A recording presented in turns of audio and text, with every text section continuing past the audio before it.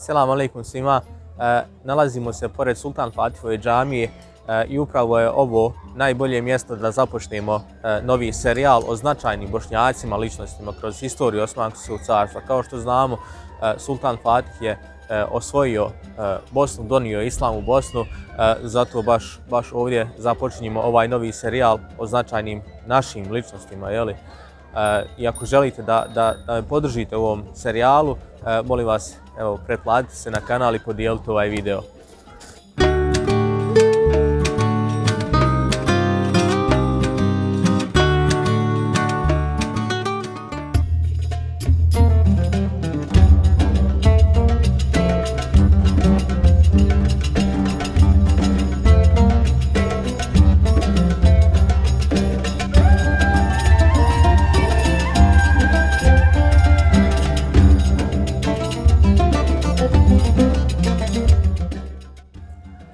Mehmed Refik Efendija Hadži Abdić, šejhul Islam Osmanskog carstva, rođen je u Rogatici 1813. godine. Svoje obrazovanje je započeo pred svojim babom Ali Efendijom Hadži Abdićem. Nakon toga je prešao u Travnik na obrazovanje, nakon toga u Gazi Usre Begu medresu u Sarajevo. Poslije toga odlazi u Istanbul gdje se dodatno školuje, te potom odlazi u Damask na dodatno usavršavanje. Nakon povratka iz Damaska, Mehmed Efendija se isticao svojom pameću i oštroumnošću. Ubrzo nakon što je došao u glavni grad Istanbul, došao je na određene najznačajnije funkcije u državi, kao što su Kadi Asker od Rumelije, to je Balkana, i Kadi Asker od Anatolije.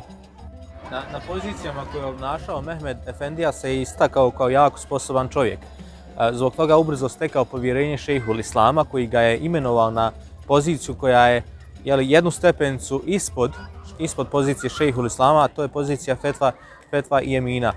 Mehmed Efendi je na ovu poziciju došao kao jako mlad čovjek u 32.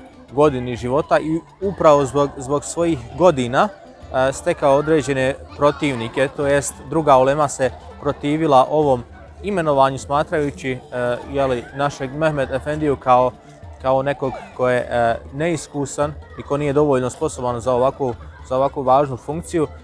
Međutim, Mehmed Efendija je pokazao se i na ovoj poziciji kao jako uspješan i obnašajući ovu funkciju stalno se isticao.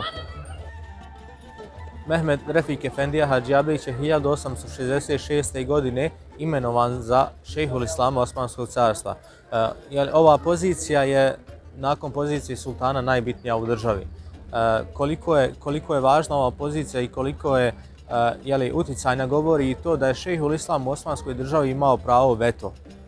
To jest, mogao je zabraniti, mogao je ukinuti neke odluke sultana ukoliko se one nisu slagale sa Kur'anom i hadisom.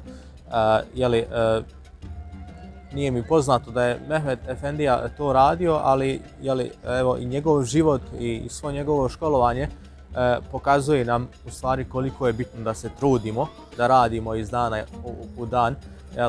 Mehmed Efendija je prvo studirao u svom rodnom gradu, nakon toga u Travniku, nakon toga, kao što smo rekli, u Sarajevu, u Istanbulu pa u Damasku. Dakle, promijenio je 5 gradova i 5 obrazovnih institucija, od mekteba do najviših obrazovnih institucija, te kroz sav taj put, kroz svoje obrazovanje, kroz svoj rad, iskustvo, došao na jednu od najviših pozicija u Osmanskom carstvu. To je i poruka i pouka za sve nas da se moramo truditi, da moramo raditi. Bošnjaci su, kao što nam je poznato, jedan od najsposobnijih naroda kroz historiju. Nije ovo nikako hvalisanje samog sebe, već činjenica je, historija je to zabilježila da smo mi jako uspješna nacija i moramo naći uzor u ovim ljudima, moramo slijediti njihov put za dobrobit svih nas i za dobrobit naše Bosne i Hercegovine. Ove godine navršava se 150 godina od preseljenja na Ahiret Mehmed Efendije Hadži Abdića, da nas Bog dragi učini korisnim kao što je i on bio i da budemo, ako Bog da, sposobni, baš kao što je to bio naš šejhul Islam. Šejhul Islam, izvor vrlina, naš gospodin Refik, trudio se danonoćno da čini dobra djela. Na mjestu Tekijske džamije, što no je bila na ovom mjestu, od čijih temelja ni traga ne osta, ukazujući pažnju postojbini svojih djedova, izgradi ovu džamiju brigom i trudom svojim. Bog pomaže i olakša njeno dovršenje, za graditelja počeše Bogu moliti se svi.